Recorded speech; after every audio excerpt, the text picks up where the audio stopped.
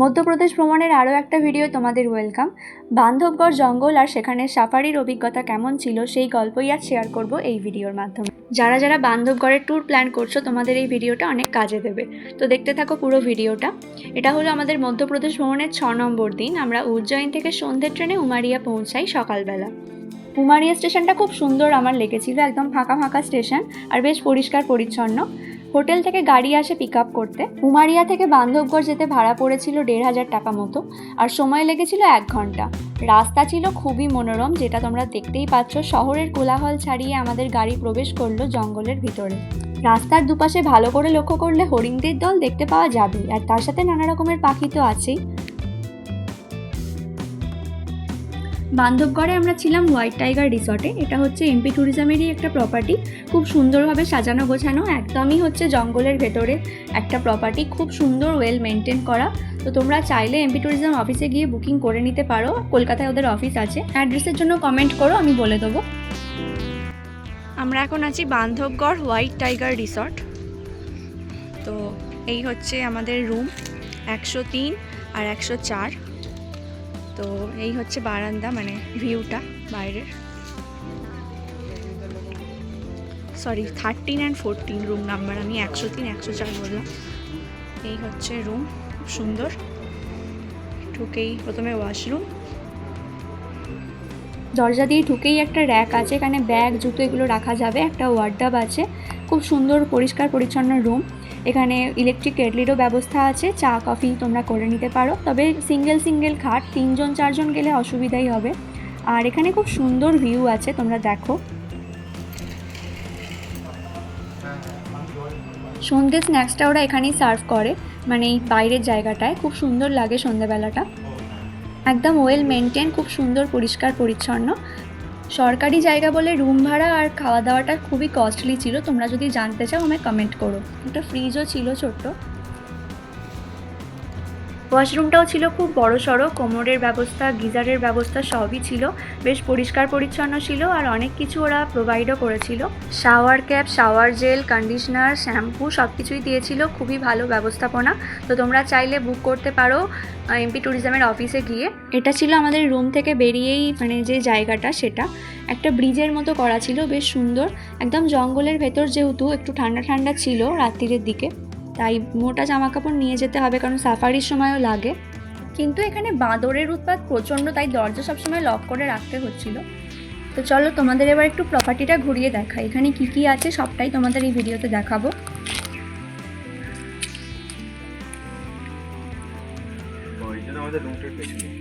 হ্যাঁ, এটাই আমাদের রুম, ওপরটা। আর এখানেই সুন্দর অসাধারণ জায়গাটা, পুরো মনে হচ্ছে যেন জঙ্গলের ভেতর। আমি তো আসল ভেবেছি এটাকে। এখানে বিকেলবেলা বসে চা ফা খাওয়া হয়। এখানে প্লেগ্রাউন্ড রয়েছে ছোটদের খেলার, সুইমিং পুল আছে, জিম আছে। জিমটা কি বললে? জিমটা মনে হয় আন্ডার মেইনটেনেন্স। প্লেগ্রাউন্ডটা একটু গিয়ে সুইমিং পুলটায়, তারপর আমাদের সাফারি আছে। হ্যাঁ, নদিয়া কিনারে মনে হয় বাস, এগুলো পুরনো বা এরামই হবে।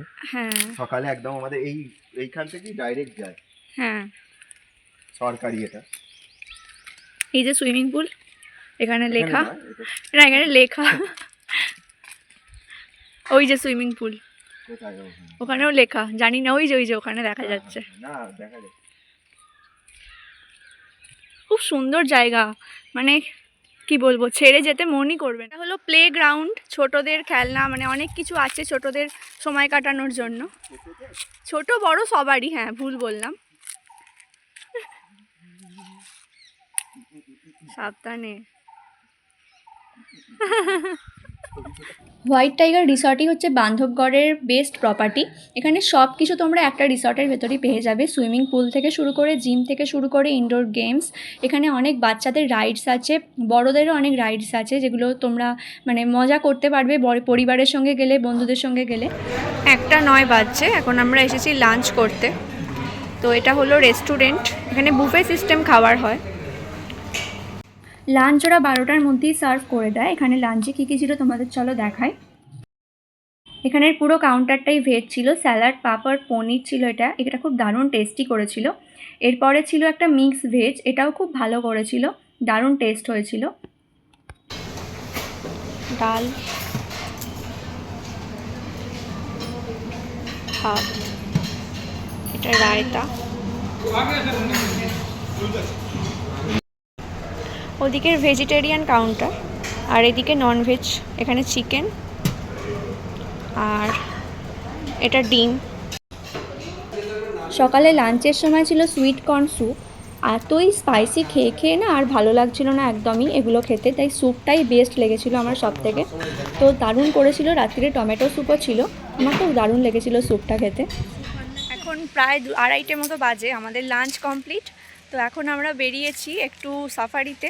হচ্ছে ক্যান্টার, আমাদের এখন হচ্ছে ক্যান্টার সাফারি, আর সকালবেলা কালকে ভোরবেলা হচ্ছে এই জিপ সাফারি। তো চলো, এখনও কেউ আসেনি, ফাঁকাই আছে। দুপুরের ক্যান্টার সাফারিটা আমরা ওখানে গিয়েই বুক করেছিলাম হোটেলে, তবে টালা জোনে সব সাফারি বুক ছিল, তাই মাগদিতেই আমরা দুবার করে গিয়েছিলাম। আমাদের সকালের সাফারিটাও মাগদিতেই ছিল, আর এটার ভাড়া পড়েছিল ক্যান্টারে 1200 টাকা করে পার হেড। জঙ্গলে সাফারি করলেই যে বাঘের দেখা পাওয়া যাবে তেমনটা কিন্তু নয়, সেটা আশা না করে যাওয়াই ভালো। আর বাঘ ছাড়াও জঙ্গলে নানান রকমের প্রাণী আছে, কত রকমের যে পাখি আর নানান রকমের গাছ আছে তা বলে না দেখলে বিশ্বাসই করা যাবে না। ভালো করে লক্ষ্য করলে অনেক রকমের পাখি দেখতে পাওয়া যায়। বাঘের দেখা না পেলেও আমরা দুপুরবেলাটা অনেক কিছুই দেখতে পেয়েছিলাম।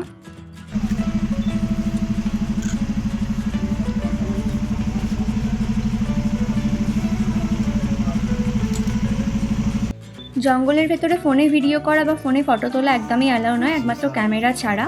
আমাদের গাইড বলার আগে অবধি যতটুকু পেরেছিলাম ভিডিও করেছিলাম। আর ফোন সবসময় সাইলেন্ট রাখাই ভালো, আস্তে আস্তে কথা বলা উচিত, কারণ প্রাণীরা ভয় পেয়ে যায় জোরে কথা বা চিৎকার করলে। সাফারি করার আগে এই কথাগুলো অবশ্যই মাথায় রাখতে হবে। আমরা আধ ঘন্টার উপর ওয়েট করে যাচ্ছি, এইমাত্র এই যে কল দিচ্ছে বাঘ আছে বলে। হ্যাঁ আছে এইখানটায়, কিন্তু অনেকক্ষণ আমরা ওয়েট করছি, দেখতে পেলাম না। আধ ঘন্টার ওপর। এই যে এখন কল দিচ্ছে, ওরা বাকিদের সাবধান করছে। আমাদের মানুষ হলে আরো এগিয়ে দিত।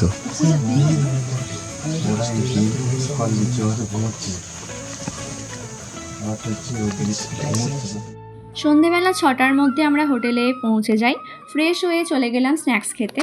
সন্ধ্যের স্ন্যাক্সে ছিল ভেজ পকোড়া, চা আর কফি।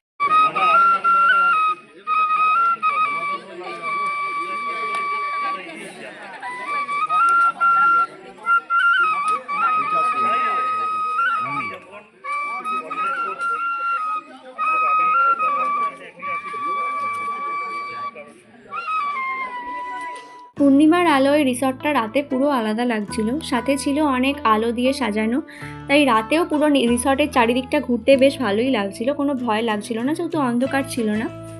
তবে তোমরা যদি বান্ধবগড় যাওয়ার জন্য বেস্ট টাইমিংয়ের কথা বলো, তাহলে হচ্ছে এপ্রিল থেকে জুনের কাছাকাছি সময়টা হলো জঙ্গলের জন্য বেস্ট টাইম, কারণ ওই সময় গরমে সব জঙ্গল বেশিরভাগ শুকিয়ে যায়, জীবজন্তু বেশি করে জলের কাছাকাছি থাকতেও ভালোবাসে, আর সেই কারণে ওদের দেখাও মেলে খুব ভালোভাবে। এই রিসর্টটা এত বড় আর এর মধ্যে এত কিছুই আছে যে এখানে থেকেই যে কীভাবে সময় কেটে যাবে তোমরা বুঝতেই পারবে না।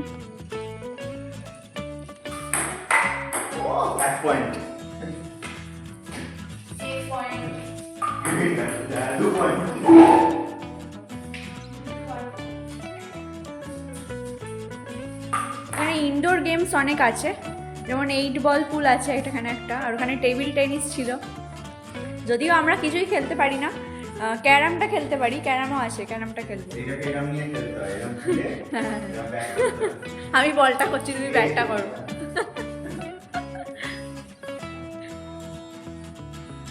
বাবা পারে কিনা দেখবো।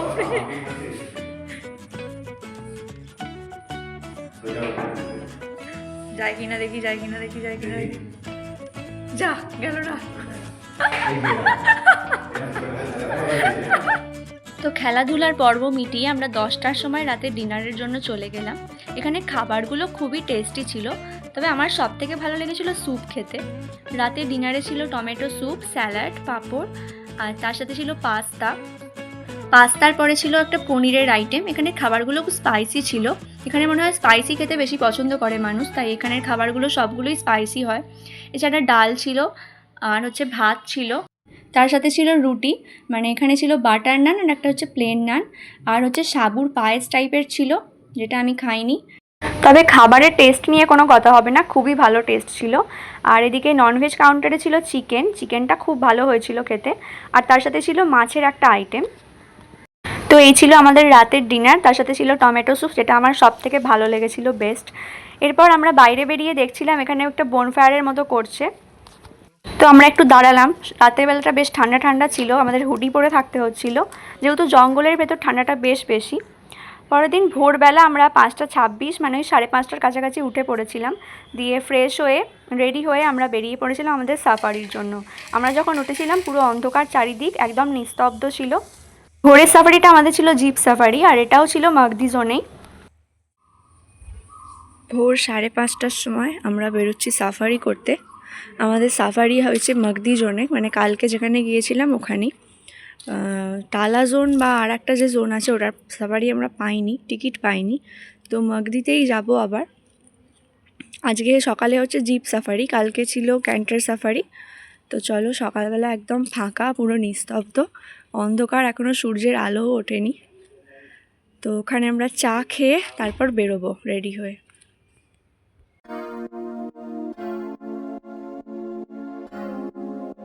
ফার্স্ট প্যাক করে দিয়েছে ওরা, আর আমাদের জিপ রেডি, সবারই রেডি মোটামুটি। তো চলো স্টার্ট করি এবার।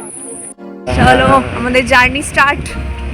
জমে গেছি ঠান্ডা, একদম ডট 6টায় বরফ পড়ছে কিন্তু দেখা যাচ্ছে না। বেশ ভালো ঠান্ডা, একটু একটু আলো ফুটছে সবে।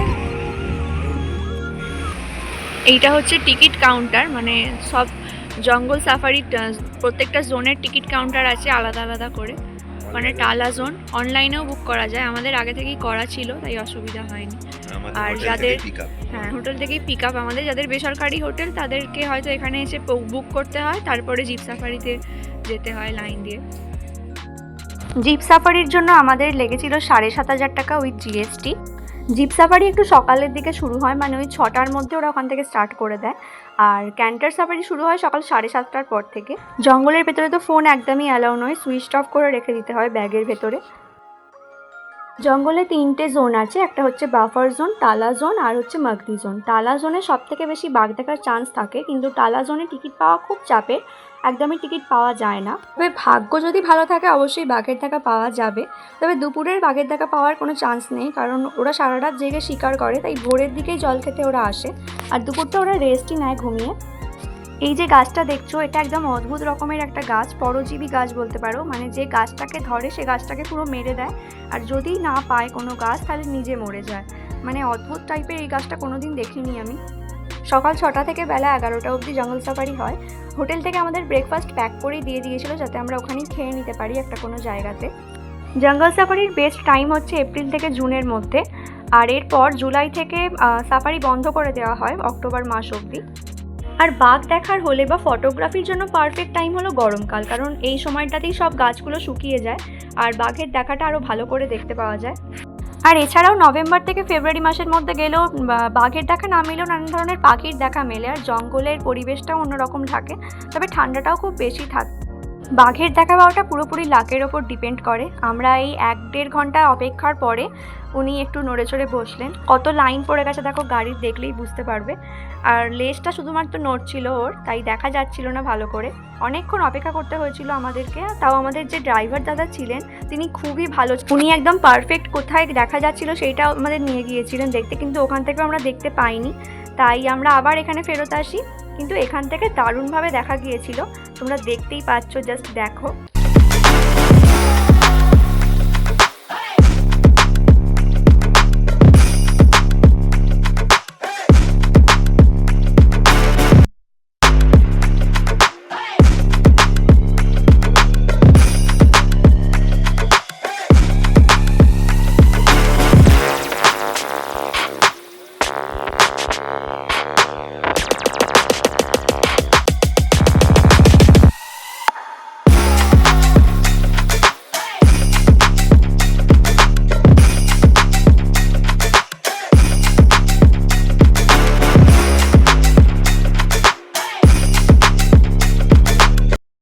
বান্ধবগড় ফরেস্টে টাইগার দেখতে পাওয়া যাবে, এটা 90% চান্স থাকে, তবে একটা জোনেরও ব্যাপার থাকে, টালা জোনেই বেশিরভাগ দেখতে পাওয়া যায়, তবে আমরা মাগদি জোনেও ভালোভাবেই দেখতে পেলাম। কালকে রাত্রিবেলা আমরা এই জায়গাটায় এসেছিলাম সাফারি করতে, যেহেতু বেরিয়ে পড়েছিলাম দুপুরবেলা আর আসা হয়নি। এই যে নদিয়া কিনারে এটার নাম, আর এখানে একটা সুন্দর নদী আছে, এখানে বাঘেরা জল খেতে আসে, আমাদের কালকে একজন এখানে স্টাফ বললেন, মানে দেখেছি অনেকবারই দেখেছে বাঘের জল খেতে। সবসময় পেরোয় এই রাস্তাটা দিয়ে। এখানটা তো পুরো জঙ্গলের ভেতরে আমরা এখন আছি, সত্যি কথা বলতে কি, মানে চারিদিকটাই জঙ্গল, এগুলো হলো কোর জোন, তো এখানে জল খেতে আসে বাঘ। পুরো নদী বয়ে যাচ্ছে পুরো জঙ্গলের ভেতরে, এই যে ঘন জঙ্গল পুরোটা, যতটা মানে কটেজগুলো আছে ততটা জায়গা হলো ফাঁকা, তারপর থেকেই মানে ঘন জঙ্গল। এবং ওই জায়গাটা গাছগুলোকে কিরকম ফাটিয়ে বের করেছে। হ্যাঁ এই যে গাছগুলোকে, হ্যাঁ গাছগুলো কাটেনি, মানে ফাটিয়ে বের করা হয়েছে, এটাই উচিত। সেটাই। এখানে খুব সুন্দর নদীটা বয়ে যাচ্ছে, যেখানেই জল সেখানেই প্রাণীরা জল খেতে আসে, হ্যাঁ। বাঘ নয়। ঠান্ডাতে আরো ওরা এখানে আসলে ছায়াও আছে, এই কারণে ঠান্ডাতে আরো ভালো, বেশি দূর যেতে হবে না, এখানে পুরো দেখা যাবে। তো আমাদের বান্ধবগড়ের জার্নি এখানেই শেষ হলো, এরপর আমরা বেরিয়েছিলাম জব্বলপুর যাওয়ার উদ্দেশ্যে। তো তোমরা কেমন লাগলো ভিডিওটা অবশ্যই একটা কমেন্ট করে জানিয়ে যেও, আর ভালো লাগলে লাইক করে যেও, সাবস্ক্রাইব করে যেও। তো দেখা হচ্ছে তোমাদের সঙ্গে পরের ভিডিওতে খুব তাড়াতাড়ি। সবাই ভালো থেকো, সুস্থ থেকো।